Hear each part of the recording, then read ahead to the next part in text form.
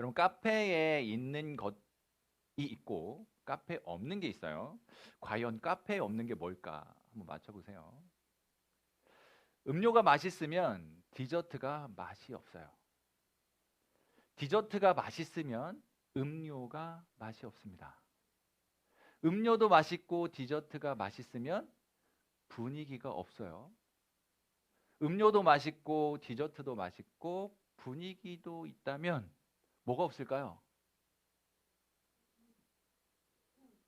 아, 손님이 없습니까? 아, 땡. 뭐가 없을까요? 돈? 땡. 아닙니다.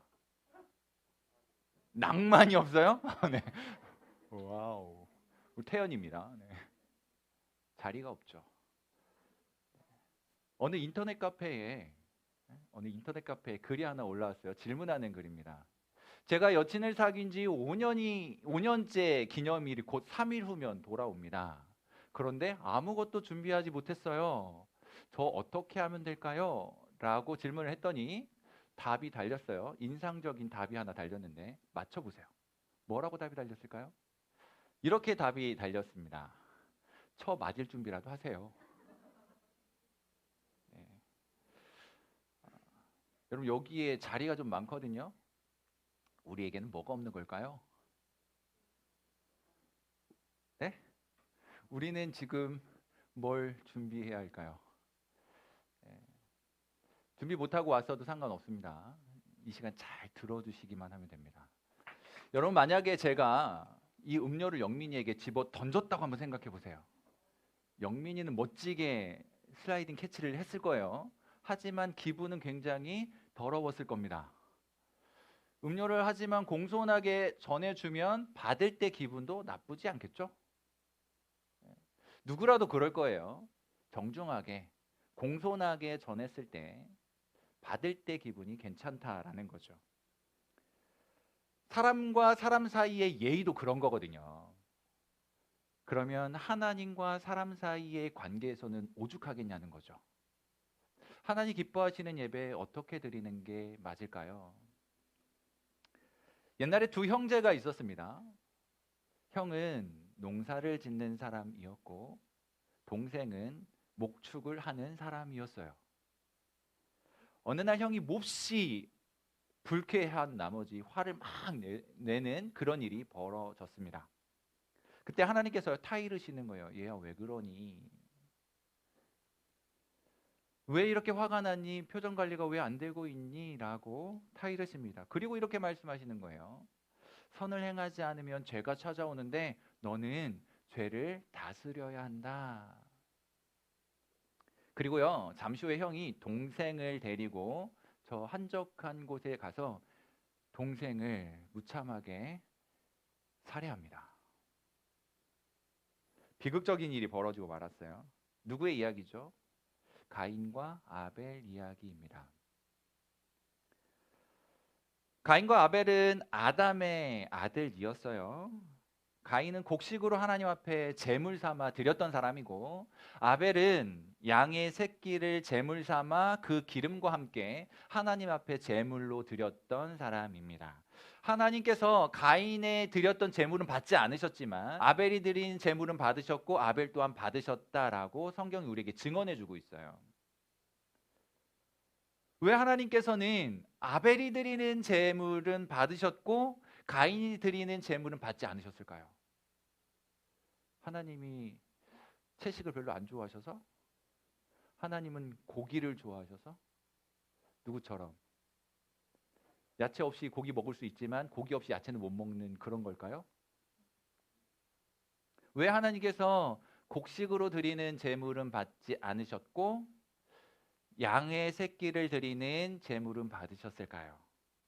그래서요, 하나님께서 제물을 받으시고 안 받으시고 그것 때문에 가인이 몹시 화가 나가지고 이러한 일을 저지르게 되었습니다.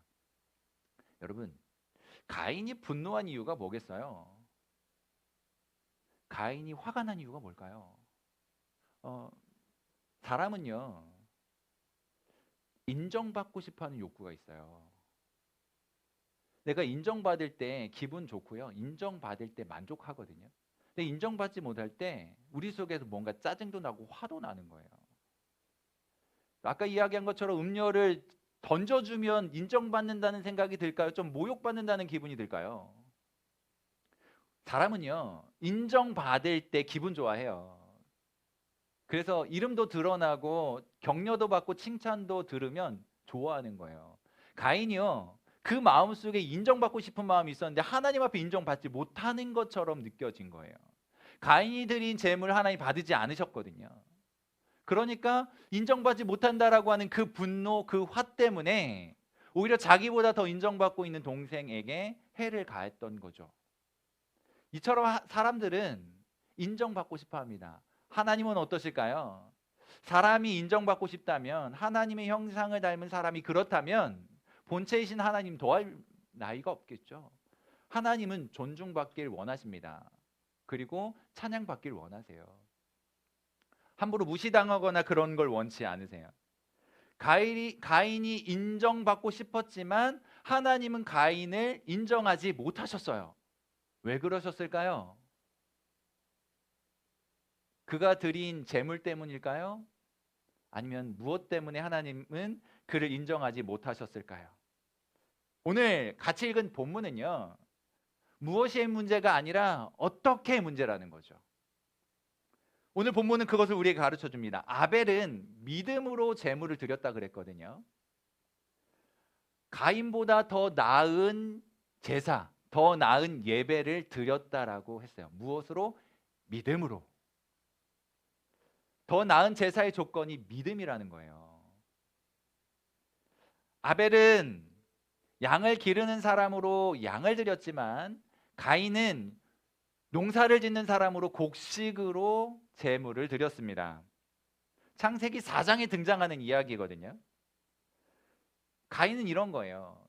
거둬들인 수확물 중에 일부를 취하여 하나님 앞에 제물로 드립니다. 마찬가지 아벨도 기른 양들 중에 일부를 취하여 하나님 앞에 제물로 드립니다. 다른 점이 있었어요. 무엇이 달랐을까요? 가인은 곡물들 중에 일부를 취했는데 아벨은요, 양이 낳은 첫 새끼죠. 양이 여러 마리면 첫 새끼들이 여러 마리일 거 아니에요. 그 중에서 첫 새끼들 중에서 가장 좋은 걸 구별하여 드린 거예요.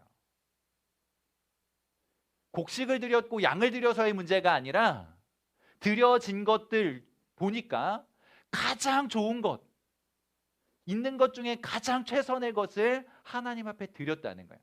이 말은 무엇이냐면 아벨의 마음속에 어떻게 하든지 하나님께 최선의 것을 드리고 싶은, 가장 좋은 것을 드리고 싶은 그 마음이 녹아져 들어 있었다는 거죠. 하나님께서 그것을 아셨던 거예요. 그래서 아벨의 제물 그리고 아벨을 받으신 거예요.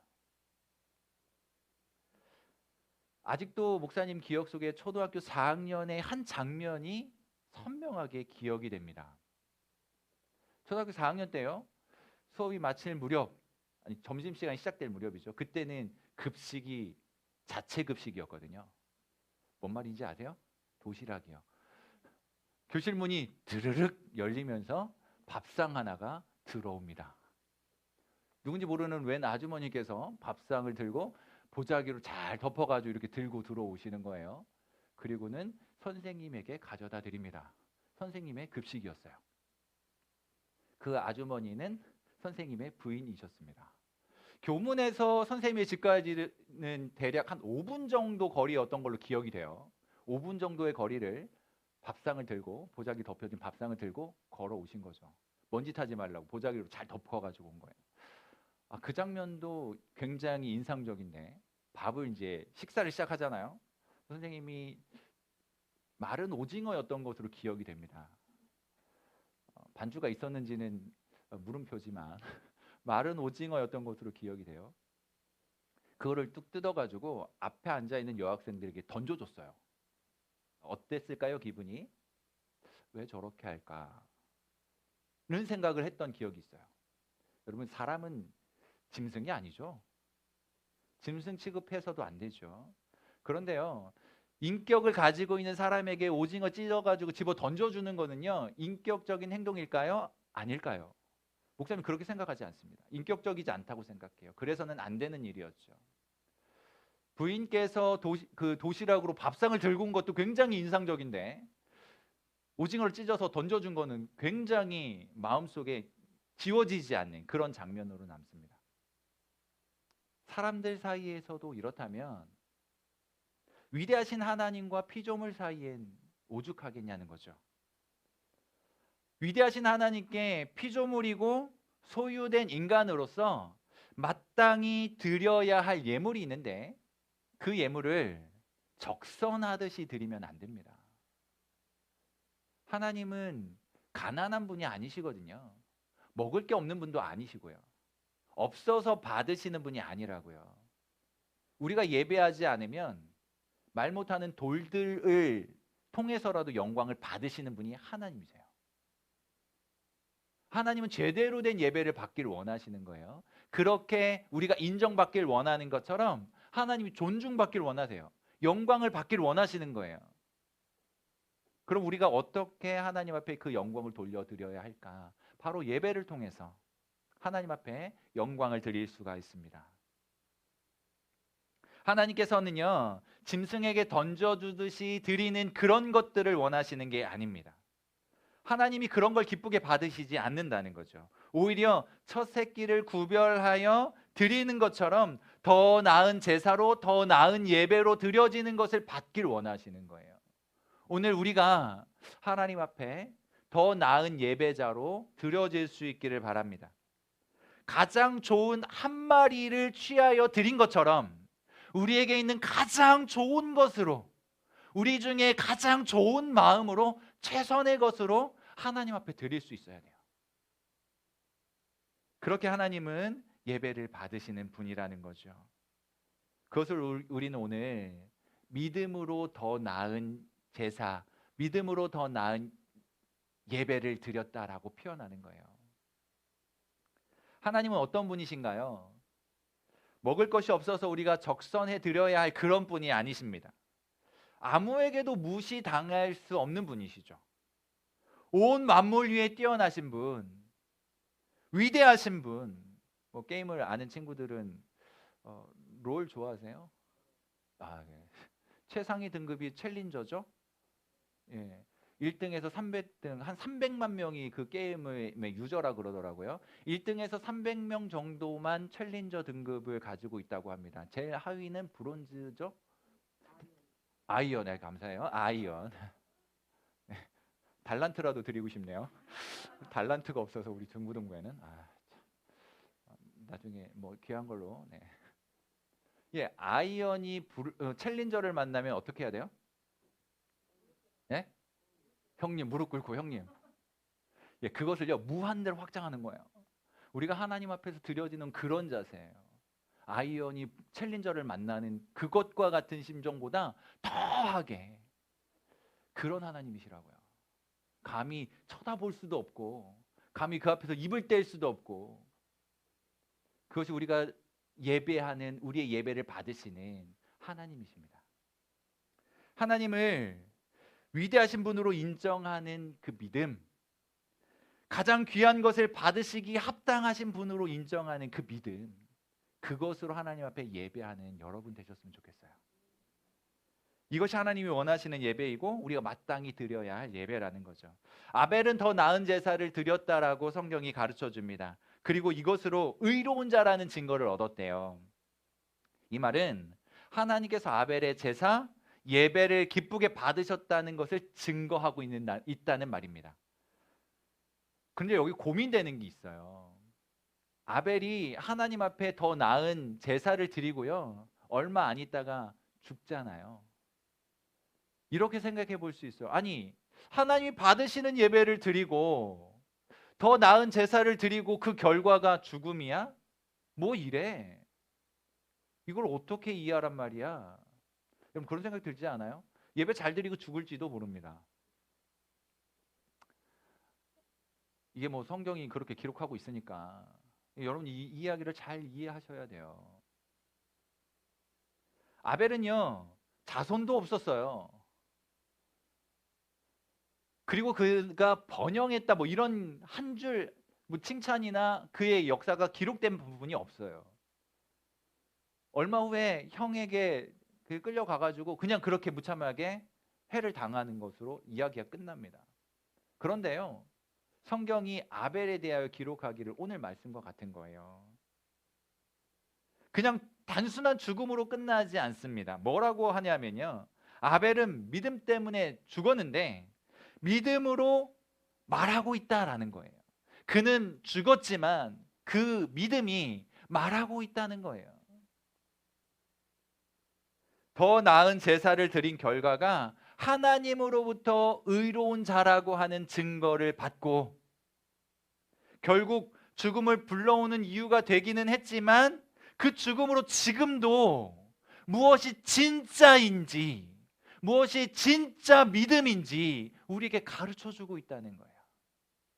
하나님으로부터 의로운 자라고 하는 증거를 받았으니 당연히 하나님이 데려가셔서 천국에 들어가게 하셨겠죠. 그리고 그의 믿음이 오늘 우리들에게 가르쳐주고 교훈하고 말하고 있다는 거죠. 단순한 죽음으로 끝나지 않았어요. 사랑하는 여러분, 예배에 실패하면 다 끝납니다. 예배에 성공하면요, 나머지 것들이 하나님께서 인도해 가실 거예요. 예배의 성공자 되실 수 있기를 바라요. 더 나은 예배자 되어주시기를 부탁을 드립니다. 가인과 아벨 경쟁 상대로 생각하시면 안 돼요. 아벨은 받아들여졌고 가인은 내쳐졌고, 아벨은 1등이고 가인은 마지막이고, 이렇게 논리로 세우면 안 됩니다. 1등만 받아들여지는 그런 것이 아니라 마음가짐이 어떠냐가 중요하다는 거예요. 하나님 앞에서 어떤 마음으로 예배하느냐가 중요하다는 말이에요. 내가 지금 드릴 수 있는 최고의 것으로 드려야 된다는 거죠. 내가 가지고 있는 최고의 것으로, 최선의 것으로 하나님 앞에 예배해야 된다는 거예요. 더 나아가서요, 작년보다 나은 예배 드려야 되지 않겠어요? 지난주보다 더 나은 예배 드려야 되지 않겠어요? 어제보다 더 나은 그런 예배를 드려야 되지 않겠냐고요. 오늘 드린 예배보다 다음에 드릴 예배가 조금 더 나아야 되지 않겠어요?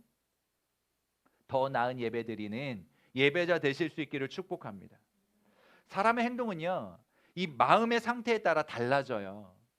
높고 존경할 만한 분으로 인정하고 받아들이면 그에 따르는 행동이 나옵니다.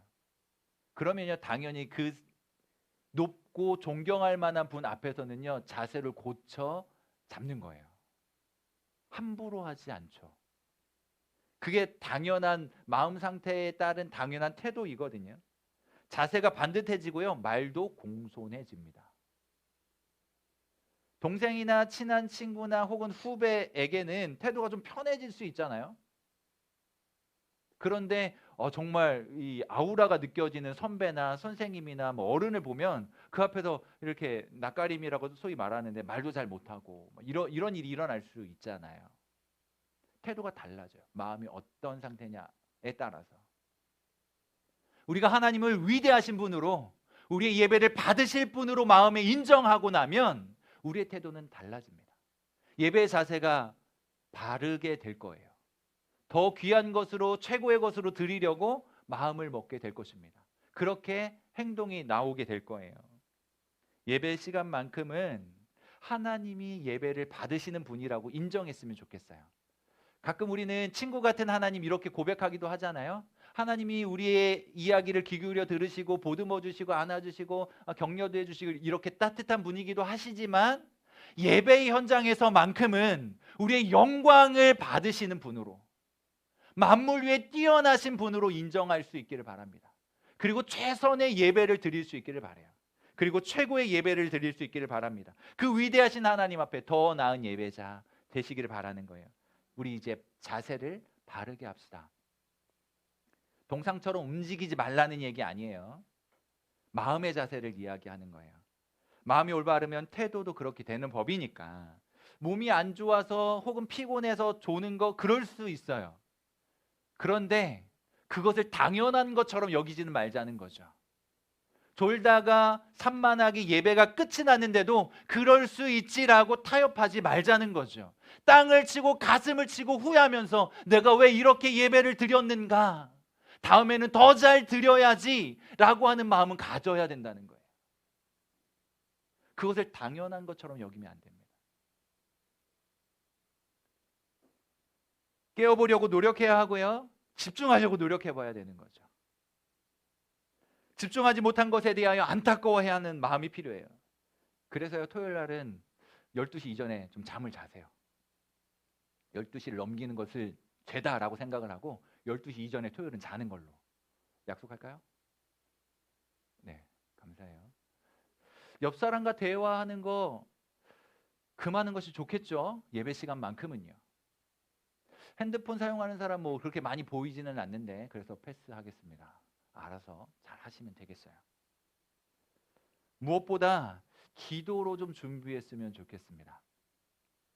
그리고 하나님, 우리의 예배를 받아주세요. 이런 마음으로 기도하고 일찍 나와서 성경 본문도 좀 찾아보고 주보를 보면서 질문도 좀 한번 생각해보고 무엇이 하나님 기뻐하시는 예배일까 고민해보고 그런 예배자로 서기로 다짐해보고 그렇게 하나님 보시기에 더 나은 예배를 드리는 그런 여러분 기독 청소년 되실 수 있기를 주님의 이름으로 축복합니다.